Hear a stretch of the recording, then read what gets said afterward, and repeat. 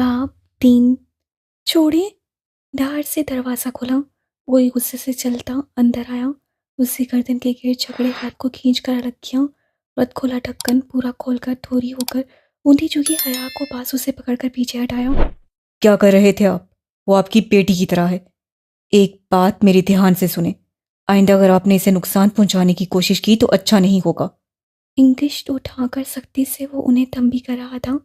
जिहान को देखकर वो 2 कदम पीछे हटकर खामोशी से उसे सुनते गए। और तुम? वो हया की तरफ पलटा, एक उसीली निगाह उस पर डाली और कोने से पकड़कर खींचता बाहर लाया। ऊपर क्यों आई थी? किसने कहा था इधर आओ? सीढ़ियों के दाने पे लाकर उससे हया का चेहरा देखा। उसकी आंखों से आंसू बह रहे थे। दहशत से चेहरे का रंग लिबास के माने सर्द पड़ चुका था। गर्दन पर उंगलियों के सुर्ख निशान पड़े थे। वो होले होले कांप रही थी। वो पुप्पो ने। फुप्पो का बेटा मर गया था जो उन्होंने तुम्हें भेजा। मना भी किया था, मगर यहाँ कोई सुने तो। वो गुस्से से बोलता उसे कोहनी से पकड़े नीचे सीढ़ियां तेजी से उतरने लगा। वो उसके साथ खींची चली जा रही थी। पुप्पो परेशान से आखिरी सीढ़ी के पास खड़ी थी। मैं बकवास करके गया था ना, मगर मेरी सुनता कौन है इस घर में? 2 दिन के लिए ना हूं तो सारा निजाम उलट जाता है। पूरे घर को पागल कर दिया है इन्होंने। वो आगे बढ़ा और सेंटी टेबल पर रखी मेज से पानी की बोतल उठाकर लबू से लगाई। वो सहमी हुई खड़ी थी। जिहान को इतने शदीद गुस्से में उससे पहली दफ़ा देखा, और इतनी शाइस्ता उर्दू बोलते हुए भी। मैं उन्हें देखती हूँ, पप्पा परेशानी से कहते ऊपर सीढ़ियाँ चढ़ गई। वो खून पे खून चढ़ाता गया। बोतल हाली करके मेज पे रखी और उसकी तरफ देखा। बाहर आओ, मुझे तुमसे बात करनी है। वो कहकर दरवाज़ा खोलकर बाहर निकल गया। वो डरी सहमी हुई छोटे छोटे कदम उठाती उसके पीछे आई। वो बैरूनी दरवाजे के आगे बने स्टेप्स पे बैठा था। हया ने दरवाज़ा बंद किया और उसके साथ आ बैठी। सर्द फ्रॉक फिसल कर उसके नंगे पाँव को ढांप किया। बाहर सर्दी थी, मगर उसे नहीं लग रही थी। जो भी हुआ मैं उसके लिए माजत हुआ हूँ। वो सामने देखते हुए कह रहा था। नीली जीन्स के ऊपर पहने भूरे स्वेटर को आतन कोहनियों से आगे तक मोड़े वो हमेशा की तरह वजीह और स्मार्ट लग रहा था। गुस्सा अब कहीं नहीं था। वो पहले वाला धीमा और संजीदा जिहान बन गया था। अब्बा की तबीयत ठीक नहीं रहती, वो अपने हवासों में नहीं होते। कई दफ़ा उन्होंने अम्मी को मारने की कोशिश की है, मगर मुझे कुछ नहीं कहते। डरते नहीं हैं, शायद नफरत करते हैं। सामने सब्जा था। उससे आगे सफ़ेद लकड़ी की बाड़ और बाड़ से ही बना गेट। बाड़ के तख्तों की तरसों से बाहर गीली सड़क दिखाई देती थी। नम हवा घास पर से सरसराती हुई गुजर रही थी। वो घुटनों के गिर्द बाजू का हल्का बनाए चेहरा जिहान की तरफ मुड़े बैठी थी। फ्रॉक का फर्श को छूता दामन हवा की लहरों से फड़फड़ाता हुआ ऊपर उठ जाता, तो पजामे की तंग चूड़ियों में मुक्के टखने और पाँव झलकते। मेरा भी दिल करता है कि मैं पाकिस्तान जाऊं, अपने रिश्तेदारों के दरमियान रहूं, अपना आबाई घर देखूं, मगर हम पाकिस्तान नहीं जाते। और तुम उस रोज़ मम्मी को ताना दे रही थी कि हम पाकिस्तान नहीं आते। नहीं। वो गड़बड़ा गई, मगर वो नहीं सुन रहा था। हया, हम कभी पाकिस्तान वापस नहीं जा सकते। मगर क्यों? वो सन्नाटे में रह गई। वो चंद लम्हे चुप रहा, फिर आहिस्ता से कहने लगा। मेरे दादा अपने कारोबार के सिलसिले में इस्तांबुल आया करते थे। इस घर की ज़मीन उन्होंने ही खरीदी थी। बाद में अब्बा ने इधर घर बनवाया, तब वो पाकिस्तान आर्मी की तरफ से यहाँ पोस्टेड थे। मैं इस्तांबुल में ही पैदा हुआ था, और अब्बा की दोबारा इस्लामाबाद पोस्टिंग होने के बाद भी मैं और अम्मी इधर दादा के साथ रहते थे। मेरे दादा बहुत अच्छे, बहुत अजीम इंसान थे। उन्होंने मुझे बहुत कुछ सिखाया था। दीन, दुनिया, इज्जत, बहादुरी और वक़ार से जीने और शान से मरने का सबक उन्होंने ही मुझे दिया था। मैं 8 साल का था जब दादा फोत हुए, तो मैं और अम्मी कुछ अरसे के लिए पाकिस्तान आ गए, और तभी वो वाक़या हुआ जिससे हमारी ज़िंदगी बदल दी। आया का सांस रुक गया। तभी तो उनका निकाह हुआ था। तो क्या वो बाखबर था? जिन दिनों मैं और मम्मी पाकिस्तान में थे, बल्कि तुम्हारे घर में थे, अब्बा आनन फानन तुर्की फ़रार हो गए। फ़रार इसलिए कि उन्होंने एक हसास मुकाम के ब्लूप्रिंट्स उनको बेच दिए थे, जो हमेशा खरीदने के लिए तैयार रहते हैं। सबूत उन्होंने नहीं कोई छोड़ा, मगर तफ्तीश शुरू हुई तो बहुत कुछ खुलने लगा। अब्बा ने तुर्की से ही अपना इस्तीफ़ा भिजवा दिया। पीछे अदालत में मुकदमा चला और वो गद्दार ठहराए गए। उनके जराइम की फहरिस्त खासी तवील थी। उनको सज़ाए मौत सुना दी गई और उन्हें तुर्की में सियासी पनाह हासिल कर ली। कुछ ताल्लुकात काम आए और कुछ रिश्वतें। अब्बा को तुर्क हुकूमत कभी डिपोर्ट न कर सकी, نہ ہی انٹرپول نے کوئی قدم اٹھایا۔ قصہ مختصر، ابا جس دن پاکستان کی سرزمین پر قدم رکھیں گے وہ گرفتار ہو جائیں گے اور ان کو پھانسی دے دی جائے گی۔ یہ بات تمہارے والدین کو پتہ ہے، مگر بدنامی کے ڈر سے کسی کو بتائی نہیں جاتی۔ وہ کسی بھی جذبے سے آ رہی نگاہوں سے سامنے باڑ کو دیکھتا رہا تھا۔ حیا یکٹک اسے دیکھی گئی۔ اس کے گھر میں پھپھو کے شوہر کا ذکر کوئی نہیں کرتا تھا، شاید دانستہ طور پہ ایسا کیا جاتا تھا۔ میں ایک غدار کا بیٹا ہوں، میرا باپ ایک ملک دشمن ہے، اس ذلت کے باوجود ہم ابا کے ساتھ رہنے پہ مجبور ہیں۔ احساس جرم ہے یا قدرت کی سزا؟ وہ وقت گزرنے کے ساتھ ساتھ اپنا ذہن کھوتے جا رہے ہیں۔ سزائے موت کا خوف ان کے لیے ناسور بنتا جا رہا ہے۔ جو انہوں نے تمہارے ساتھ کیا اس پہ ان کو معاف کر دینا۔ وہ میرے باپ ہیں، اور باوجود اس کے کہ یہ حقیقت بہت جگہ پہ میرا سر جھکا دیتی ہے، میں ان سے محبت کرنے پہ مجبور ہوں۔ حیا نے گہری سانس لی۔ اس کے کسی قصے میں اس کا قصہ نہیں تھا، کسی داستان میں اس کی داستان نہ تھی۔ میں کام سے باہر جا رہا ہوں، آج کھانا کھا کر جانا۔ وہ اٹھا اور دروازہ کھول کر اندر چلا گیا۔ شاید وہ صرف ابھی تنہائی چاہتا تھا۔ حیا گردن مڑ کر اسے جاتے ہوئے دیکھنے لگی۔ وہ ننگے پاؤں لکڑی کے فرش پہ چلتا سیڑھیوں کی طرف بڑھ رہا تھا۔ حیا، حدیجہ! ٹالی نے انہیں اس وقت پکارا جب وہ دونوں ڈی جے کی شاپنگ پر تبصرہ کر رہی تھیں۔ وہ 13 فروری کی دوپہر تھی، انہیں ترکی آیا 8واں روز تھا، اور ڈی جے جو ویلنٹائن ڈے کی رونق دیکھنے آج ٹاکسم گئی تھی، مایوسی واپس آئی تھی۔ پاکستان کے برعکس ترک ہر کام چھوڑ کر سرخ رنگ میں نہا نہیں جاتے تھے، بلکہ سوائے سرخ پھولوں کی فروخت کے استنبول میں ویلنٹائن ڈے کے کوئی آثار نہ تھے۔ جب ڈی جے خوب مایوس ہو چکی تو اس سے یہ کہہ کر اپنے خیالات میں ترمیم کر لی کہ باہر میں گیا سینٹ ویلنٹائن، ہمیں اس تہوار سے کیا لینا دینا۔ ان کی اس گفتگو میں مخل ہونے والی اسرائیلی ایکسچینج اسٹوڈنٹ تھی۔ ہاں، وہ دونوں رک کر نیچے دیکھنے لگیں جہاں ڈالی ان کے بنک سے نیچے لٹکتی سیڑھی کے ساتھ کھڑی تھی۔ وہ لڑکی تمہارا پوچھ رہے تھے؟ حیا اور ڈی جے نے ایک دوسرے کو دیکھا اور پھر ڈالی کو۔ کون سے لڑکے؟ وہ فلسطینی ایکسچینج اسٹوڈنٹس جو ساتھ والے ڈورم میں رہتے ہیں۔ وہ مجھ سے پوچھ رہے تھے کہ وہ پاکستانی لڑکیاں کیسی ہیں، اور یہ کہ ان کو کوئی مسئلہ وغیرہ تو نہیں ہے، اور یہ بھی کہ تم دونوں آج شام کی چائے کامن روم میں ان کے ساتھ پیو، وہ تمہارا انتظار کریں گے۔ Okay bye. ایک اسرائیلی مسکراہٹ ان کی طرف اچھالتی ہاتھ ہلا کر وہ باہر نکل گئی۔ یہ فلسطینیوں کو ہمارا خیال کیسے آ گیا؟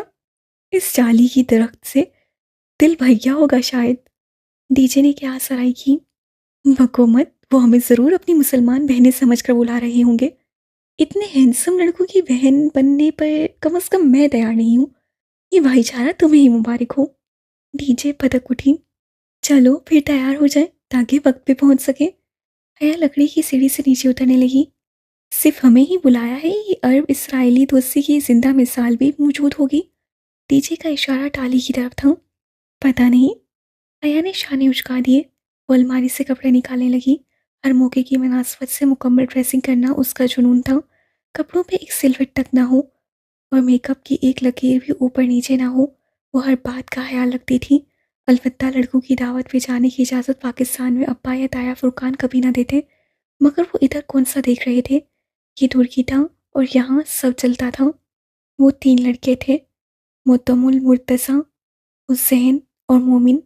ان کے 2 فلسطینی دوست محمد قادر اور نجیب اللہ جاتی دعوت کے شروع میں موجود رہے، پھر اٹھ کر چلے گئے، مگر ان تینوں میزبانوں نے ایسے طریقے سے میزبانی نبھائی۔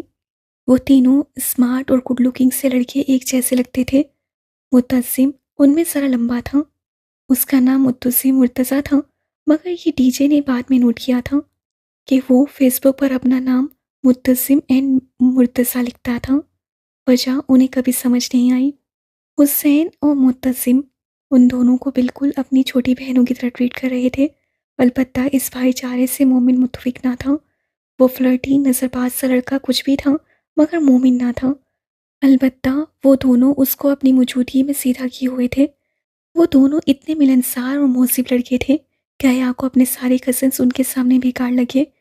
البتہ جیہان کی بات اور تھی، اس سے فوراً اپنی رائے میں ترمیم کی۔ اگلے ہفتے حسین کا برتھ ڈے ہے۔ حسین موبائل پر فون سنتے باہر گیا تو مومن نے بتایا، پھر تو ہمیں اسے ٹریٹ دینی چاہیے۔ ڈی جے سوچ کر بولی، اور گفٹ بھی؟ حیا کو خیال آیا، ہم دونوں اس کے لیے گھڑی خریدنے کا سوچ رہے ہیں، اور جو ہم نے جواہر میں دیکھی ہے 130 لیراز کی ہے۔ معتصم نے چائے کا آخری گھونٹ پی کر کپ میز پر رکھا۔ یعنی یہ پاکستانی روپوں میں؟ حیا نے سوچتے ہوئے پرس میں ہاتھ ڈالا تاکہ موبائل کے کیلکولیٹر سے حساب کر سکے۔ 7150 پاکستانی روپے۔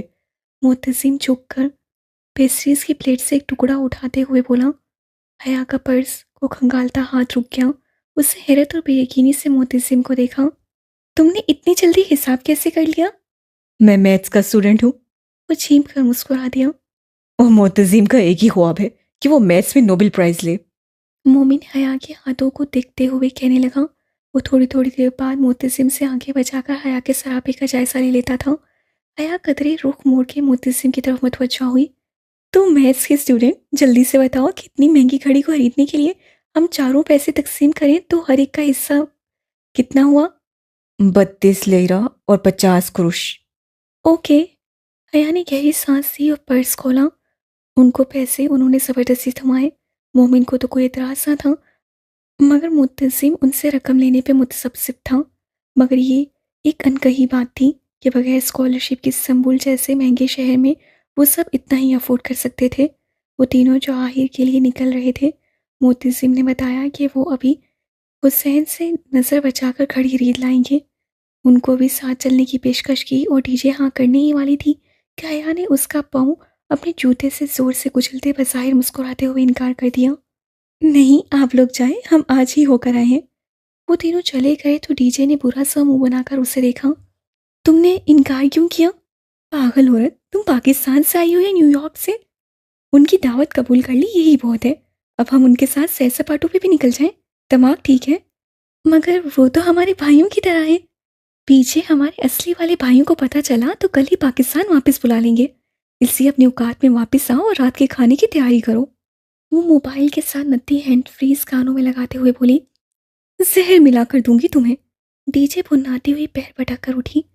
اور اگر تم چاولوں پہ آملیٹ ڈال کر لائیں تو میں ساری ڈش تمہارے اوپر الٹ دوں گی۔ وہ وہیں صوفے پہ لمبی بیٹھی اب موبائل کے بٹن دبا رہی تھی۔ دھیما میوزک اس کے کانوں میں بجنے لگا۔ ڈی جے غصے میں بہت کچھ کہتی گئی مگر اسے سنائی نہیں دے رہا تھا۔ وہ آنکھیں موندے ہولے ہولے پاؤں چلانے لگی۔ ڈی جے پیر پٹک کر باہر نکل گئی۔ وہ رات ویلنٹائن کی رات تھی۔ ڈی جے کامن روم میں منعقدہ اس آل گرلز پارٹی میں جا چکی تھی جو لڑکیوں نے مل کر دی تھی، جبکہ حیا آئینے کے سامنے کھڑی اپنا کاجل درست کر رہی تھی۔ اس کی تیاری مکمل تھی مگر جب تک وہ اپنی آنکھوں کے کٹورے کاجل سے بھر نہ لیتی اسے تسلی نہیں ہوتی تھی۔ ابھی وہ کاجل کی سلائی کی نوک آنکھ کے کنارے سے رگڑی رہی تھی کہ دروازہ بجا۔ دھیمی سی دستک اور پھر خاموشی۔ اس سے کاجل کی سلائی نیچے کی اور پلٹ کر دیکھا۔ یہ انداز ڈی جے کا تو نہیں تھا۔ وہ یوں ہی کاجل پکڑے آگے بڑھی اور نوب گھما کر دروازہ کھولا۔ باہر بیلکونی میں روشنی تھی۔ جیسے ہی اس نے دروازہ کھولا بیلکونی تاریک ہو گئی۔ غالباً سیڑھیوں کے اوپر لگا بلب بجھ گیا تھا یا کوئی آ کر واپس پلٹ گیا تھا۔ کون؟ اس سے گردن آگے کر کے راہداری میں دونوں سمیت دیکھا۔ ہر سو خاموشی تھی۔ بیلکونی ویران تھی، وہاں سردی تھی اور اندر کمرہ گرم تھا۔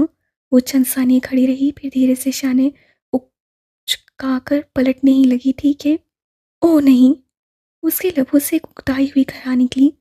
چوکھٹ پر اسے قدموں کے ساتھ سفید گلابوں کا بوکے اور ایک لفافہ رکھا تھا۔ وہ جھکی، دونوں چیزیں اٹھائیں اور جارحانہ انداز میں لفافے کا منہ پھاڑا۔ اندر رکھا چکور سفید کاغذ نکلا اور چہرے کے سامنے کیا۔ Happy Valentine day from your Valentine. اس سے لب بھینچ کر تنفر سے وہ تحریر پڑھی اور پھر بے حد غصے سے کاغذ مروڑ کر گلدستے سمیت پوری قوت سے راہداری میں دے مارا۔ آؤچ! واپس مڑنے ہی لگی تھی جب کسی کی بھوکلائی ہوئی آواز سنائی دی۔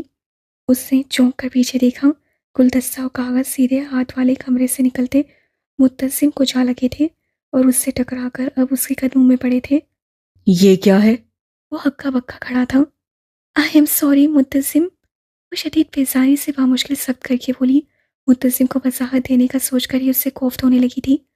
یہ میں نے تمہیں نہیں دیے بلکہ کسی فضول انسان نے مجھے بھیجے ہیں، تم برا مت ماننا اور ان کو ڈسٹ بن میں ڈال دینا۔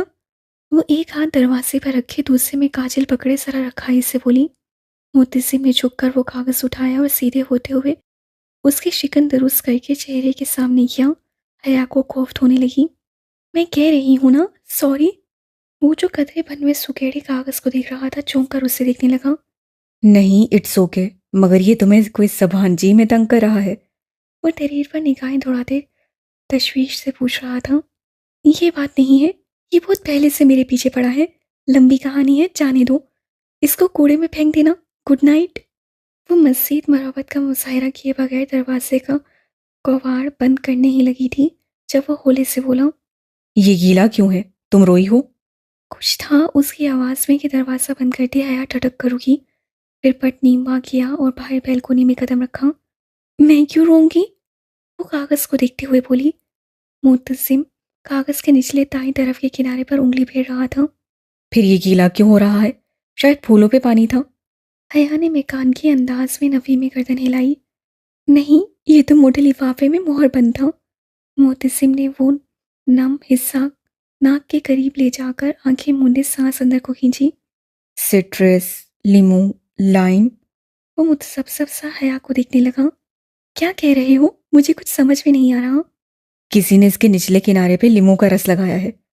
پھر اس نے ذرا چونک کر حیا کو دیکھا. تمہارے پاس ماچس ہے؟ وہ جواب دیے بنا الٹے قدموں پیچھے آئی اور دروازہ پورا کھول کر ایک طرف ہو گئی.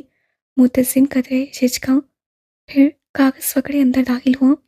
حیا نے اپنی اور ڈی جے کی میز کی کرسیاں کھینچ کر آمنے سامنے رکھی اور پھر ٹالی کی میز پر چیزیں الٹ پلٹ کرنے لگی. کیا تم بھی بچپن میں لیمو کے رس اور آگ والا کھیل کھیلتے تھے؟ وہ اب میز کی دراز کھول کر کچھ ڈھونڈنے کی کوشش کر رہی تھی. معتصم دھیرے سے ہنسا. بہت کھیل کھیلے ہیں، اور ان میں سے اکثر آگ والے ہوتے تھے. فلسطین میں آگ بہت ہے، شاید تم نہ سمجھ سکو. چلو آج ان ترکوں کے کھیل اسرائیلی آگ سے کھیلتے ہیں. وہ دراز سے ایک سگریٹ لائٹر نکال کر اس کے سامنے کرسی پر آ بیٹھی اور لائٹر اس کی طرف بڑھایا. معتصم نے لائٹر کا پہیا انگوٹھے سے دبا کر گھمایا تو آگ کا نیلا سرد سا شعلہ جل اٹھا. احتیاط سے، وہ بے اختیار کہہ اٹھی. معتصم نے جواب نہیں دیا. وہ ہتھ کے نم حصے کو جو ابھی تک نہیں سوکھا تھا شعلے کے قریب لایا، ذرا سی تپش ملی اور الفاظ ابھرنے لگے. بڑے بڑے کر کے لکھے انگریزی کے 3 حروف ARP. وہ حرف این فرام یور ویلنٹائن کے نیچے لکھے تھے. وہ دونوں چند لمحے کاغذ کے ٹکڑے پہ ابھرے پورے حروف کو تکتے رہے، پھر ایک ساتھ گردن اٹھا کر ایک دوسرے کو دیکھا. عرب، ایرب، کیسا لفظ ہے یہ؟ حیا نے ممکنہ ادائیگی کے دونوں طریقوں سے حروف کو ملا کر پڑھا. شاید کوئی نام. کیا عرب کوئی ترک نام ہے؟ معلوم نہیں. معتصم نے شانے اچکا دیے. حیا سوچی نگاہوں سے کاغذ کو رکھتی رہی. کیا میں تمہاری کوئی مدد کر سکتا ہوں؟ اس نے ایک نظر معتصم کو دیکھا، پھر نرم سا مسکرائی. تم کر چکے ہو. وہ ہولے سے مسکرا کر کھڑا ہوا اور کاغذ میں اس پر رکھا. وہ جو بھی ہے شاید تمہیں اپنا نام بتانے کی کوشش کر رہا ہے. وہ کون ہو سکتا ہے تم بہتر سمجھ سکتی ہوگی. مجھے اب چلنا چاہیے. Thank you Mutasim. معتصم نے ذرا سی سر کو جنبش دی اور باہر نکل گیا. دروازے کا کیچے سسروئی سے واپس چوکھٹ تک جانے لگا. حیا چند لمحے میز پر رکھے کناروں سے بھورے ہوئے کاغذ کو دیکھی گئی، پھر بے اختیار کسی مکان کی عمل کے تحت اسے ہاتھ میں پکڑی کاجل کی سلائی کو سیدھا کیا اور بائیں ہتھیلی کی پشت پہ وہ 3 حروف اتارے. دروازہ چوکھٹ کے ساتھ لگنے ہی والا تھا. ذرا سی طرز سے باہر راداری میں گرا گلدستہ دکھائی دے رہا تھا. 1-2 پل مزید گزرے اور زوردار ٹھاک کی آواز کے ساتھ دروازہ بند ہو گیا. وہ اپنی ہتھیلی کی پشت پہ سیاہ رنگ میں لکھ کے وہ 3 الفاظ سیکھ رہی تھی. ARP. اس سے اوپر بنے کیبنٹ کا دروازہ کھولا، چند ڈبے الٹ پلٹ کیے. نچلے ہانوں میں سرخ مرچوں کا ڈبہ نہیں تھا. وہ ایڑیاں اٹھا کر ذرا سی اونچی ہوئی اور اوپر والے خانے میں جھانکا. وہاں سامنے ایک پلاسٹک کے بے رنگ ڈبے میں سرخ پاؤڈر رکھا نظر آ رہا تھا. اس سے ڈبہ نکالا اور کاؤنٹر کی طرف آئی. وہاں ڈی جے کھڑی تھی، سلیب پہ کٹنگ بورڈ کے اوپر پیاز رکھ کے کٹاکٹ کاٹ رہی تھی. اس کی آنکھوں سے آنسو گر رہے تھے. بریانی کی مقدار زیادہ ہے، 4 چمچ سرخ مرچ کے ڈال دیتی ہوں، شاید ذرا سا ذائقہ آ جائے. ٹھیک؟ وہ خود کلامی کے انداز میں کہتی ٹوکری سے چھوٹا چمچ ڈھونڈنے لگی. ہاں ٹھیک. ڈی جے نے بھیگی آنکھیں اوپر اٹھا کر اسے دیکھتے ہوئے روندی آواز میں کہا اور آستین سے آنکھیں رگڑی. حیا اب ڈبے سے چمچ بھر بھر کر دھوئیں اڑاتے پتیلے میں ڈال رہی تھی. بالوں کا ڈھیلا سا چوڑا اس کے پیچھے گردن پہ جھول رہا تھا. سادہ شلوار قمیض سے وہ ڈھیلا ڈھالا سا سب سویٹر پہنے ہوئی تھی جس کی آستینیں اس سے کونیوں تک موڑ رکھی تھیں. दुपट्टा एक तरफ दरवाजे पे लटका था और चंद लटें जूड़े से निकलकर चेहरे के अतराफ लटक रही थीं। गोश में चमचा हिलाती वो बहुत मसरूफ़ लग रही थी। वो दोनों इस वक्त अंजुम बाजी के किचन में मौजूद थीं। सुबह अंजुम बाजी डीजे को डाइनिंग हॉल में मिली तो शाम अपने घर खाने की दावत दे डाली, जो कि डीजे ने ये कहकर कबूल कर ली कि वो और हया मिलकर बिरयानी बनाएंगी। अफसर शाम ही वो दोनों हाले को लिए अंजुम बाजी के अपार्टमेंट आ गई थीं। एक बेडरूम, लाउंज और किचन पे मुश्तमिल वो छोटा मगर बेहद नफीस और सलीके से सजा अपार्टमेंट था। हाले को उन्होंने लाउंज में अंजुम बाजी के साथ बैठा रहने दिया। खुद किचन में आकर काम में मसरूफ़ हो गई। ये पेंटिंग जावेद जी लाए थे इंडिया से। अंदर लाउंज में अंजुम बाजी की हाले को मुतल्ला करती आवाज़ आ रही थी। डीजे, ये जावेद जी क्या है? उससे कतरे उलझ कर पूछा। इनका मतलब है जावेद जी, इनके हस्बैंड। डीजे ने सरगोशी की तो वो ओ कहकर मुस्कुराहट दबाती पलटकर उबलते चावलों को देखने लगी। जिस वक्त अंजुम बाजी और हाले किचन में दाखिल हुई, हया पतीले का ढक्कन एहतियात से बंद कर रही थी।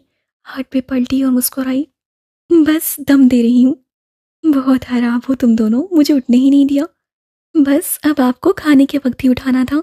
वो जावेद भाई आ गए। वो हाथ धोकर तौली से साफ करती डीजे के पास आई। डीजे का सलाद अभी तक मुकम्मल नहीं हुआ था। अब कहीं जाकर वो टमाटरों पे पहुंची थी। बस आने वाले हैं, लाओ ये सलाद तो मुझे बनाने दो। नहीं, मैं कर लूँगी, थोड़ा सा रह गया है। डीजे ने बड़ी बेफिक्री से कहा तो उससे जिताती नसों से घूरा। आपने इस सोडे में भी सुबह कर देनी है, लाओ मुझे दो और प्लेट यूँ लगाओ। उससे टमाटर और छुरी डीजे के हाथ से ले ली। आले असुद नहायत फुर्ती से सारा फैलावा समेटने में लगी थी। वो मैले बर्तन अब सिंक में जमा कर रही थी। वो उन कभी कभी काम करने वाली दोनों पाकिस्तानी लड़कियों की निस्बत बहुत तेज़ी से हाथ चला रही थी। डीजे कैबिनेट से प्लेटें निकालने लगी और अंजुम बाजी रायता बनाने लगी। हया ने टमाटर कटिंग बोर्ड पर बाएं हाथ से पकड़कर रखा और छुरी रखकर दबाई। दो सुर्ख टुकड़े अलग हुए और ज़रा सा सुर्ख रक्स उसकी बाएं हथेली की पुश पे बह गया, जहाँ काजल से लिखे 3 मीठे मीठे से हरूफ थे, ARP। वो 2-3 रोज से इसे ARP के मुतालिक सोचे जा रही थी। अब भी कुछ सोचकर उससे गर्दन उठाई। अंजुम बाजी, दही को कांटे से फेंटती अंजुम बाजी ने हाथ रोककर उसे देखा। आपने किसी अरब के मुतालिक सुना है? अरब? अंजुम बाजी ने हैरत भरी उलझन से दोहराया। जी, अरब, ARP। उससे वजाहत के लिए हिज्जे करके बताया। ओह, नॉट अगेन हया। हाली जो सिंह के आगे खड़ी थी कदरे उकता कर पलटी। उसके हाथ में झाग भरा स्पंज था जिसे वो प्लेट पे मल रही थी। तुम फिर वही मौजू लेकर बैठ गई हो। उसके अंदाज में हफ्की पर एहतजाज था। मगर हाले, अब क्यों उलझी? ये मौजू तो उसने अभी तक हाले के साथ डिस्कस ही नहीं किया था। फिर मैंने कहा था ना, ये सब बेकार की बातें हैं। मगर मैंने पूछा ही क्या है? ARP, अब्दुल रहमान पाशा, और कौन? मैंने बताया था ना कि ये घरेलू औरतों के अफसाने से ज़्यादा कुछ नहीं है। ये इस्तांबुल है, यहाँ कानून का राज है, माफिया का नहीं। और अब इसके बाद मैं इस मौजू पे कुछ नहीं सुनूंगी। हाले अब पलटकर झाग से भरी प्लेट को पानी से खंगाल रही थी और वो हैरतों के समंदर में घिरी खड़ी थी। ARP, अब्दुल रहमान पाशा। ओह, ये ख्याल उसे पहले क्यों नहीं आया? Okay okay. वह बज़ाहिर सर झुकाए टमाटर काटने लगी, मगर उसके ज़हन में बहुत से ख्याल कटमट हो रहे थे। हाले और जिहान दोनों एक जैसे थे और अपने इस संबूल के दिफा के अलावा कभी कुछ नहीं कहेंगे। उसे यकीन था, मगर किसी के पास से कुछ कहने के लिए होगा और उसे उस किसी को ढूंढना था। वो मेज़ लगा रही थी जब जावेद भाई आ गए। वो भी PhD कर रहे थे और सभांजी में पढ़ाते भी थे। बेहद मिलनसार, सादा और खुश अखलाक से देसी मर्द थे। पुराने पाकिस्तानी ड्रामों के शौकीन और पुरस्कार। टीवी के साथ रैक में अनकही तन्हाइयाँ, धूप के नारे, आंगन टेढ़ा, अलिफ नूर समेत बहुत से क्लासिक ड्रामों की DVDs गिटार में सजी थीं। उन दोनों मियाँ बीवी का एक दूसरे के लिए तर्ज तहादुब बहुत दिलचस्प था। जोयत जी और अंजू जी। उसे बहुत हंसी आई। बाकी तीनों किचन में थीं। जब हया पानी रखने मेज़ पे आई तो जावेद भाई को तनहा बैठे पाया। वो किसी किताब की वर्करदानी कर रहे थे। जोयत, जावेद भाई। वो गड़बड़ा कर तस्दीक करती उनके सामने कुर्सी खींच कर बैठी और मुख्तात निगाहों से किचन के दरवाजे को देखा। एक बात पूछनी थी आपसे। جی جی پوچھیے۔ وہ فوراً کتاب رکھ کر سیدھے ہو بیٹھے۔ اس سنبول میں ایک انڈین مسلم رہتا ہے، عبد الرحمان پاشا نام کا، آپ اسے جانتے ہیں؟ وہ محتاط سی کرسی کے کنارے ٹکی بولتے ہوئے بار بار کچن کے دروازے کو بھی دیکھ لیتی، کون پاشا؟ وہ بیوق ادا والا؟ اور حیا کو لگا اسے اس کے جواب ملنے والے ہیں۔ جی جی وہی، وہ جو حادثہ مشہور ہے۔ ہاں سنا تو میں نے بھی ہے، بیوق ادا میں اس کا کافی ہولڈ ہے، وہ مال امپورٹ ایکسپورٹ کرتا ہے۔ کیا وہ مافیا کا بندہ ہے؟ اسلحہ اسمگل کرتا ہے؟ ایک پروفیسر کو مافیا کے بارے میں کیا معلوم ہوگا حیا جی؟ وہ کس ہاتھ سے مسکرائے۔ یعنی کہ وہ واقعی مافیا کا بندہ ہے اور آپ کو معلوم بھی ہے، مگر آپ اعتراف نہیں کرنا چاہ رہے۔ اس سے اندھیرے میں تیر جلانا چاہوں؟ میں ٹھیک سے کچھ نہیں جانتا۔ انہوں نے سادگی سے ہتھیار ڈال دیے۔ دفاتن کچن سے انجم باجی کی چیخ بلند ہوئی۔ وہ جو کرسی کے کنارے پہ ٹکی تھی گھبرا اٹھی اور کچن کی طرف لپکی۔ کیا ہوا؟ انجم باجی سرخ ببو کا چہرہ اور آنکھوں میں پانی لیے کھڑی تھی، ان کے ہاتھ میں خالی چمچہ تھا۔ مرچیں، اتنی مرچیں حیا؟ نہیں، یہ ترکی کی مرچیں پھیکی ہوتی ہیں، تو میں نے صرف 4 چمچے۔